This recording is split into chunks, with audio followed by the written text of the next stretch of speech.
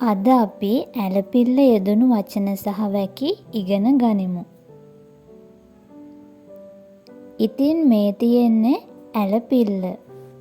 මොකක් හරි අකුරකට ඇලපිල්ල දාපුවාම ආ ශබ්දය තමයි හැදෙන්නේ.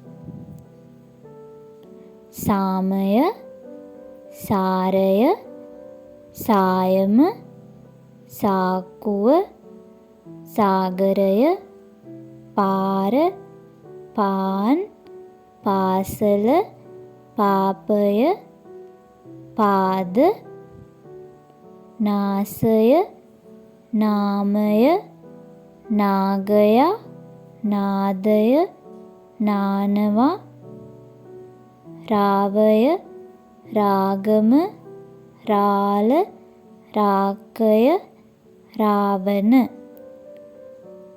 වාහන, වාසනාව, වාරය, වාදනය, වාරිමාර්ග.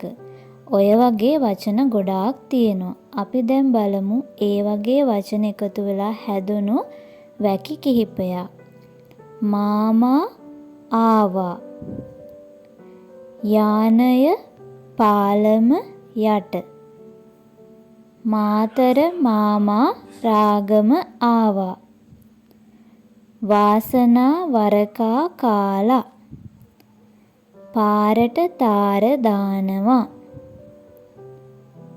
සාමා නාලා ආවා. කමලා මාලය දාලා. හාවා ගාට ගාට ආවා. තාරාවා තාලයට ආවා. තාරාවා පාලම යට.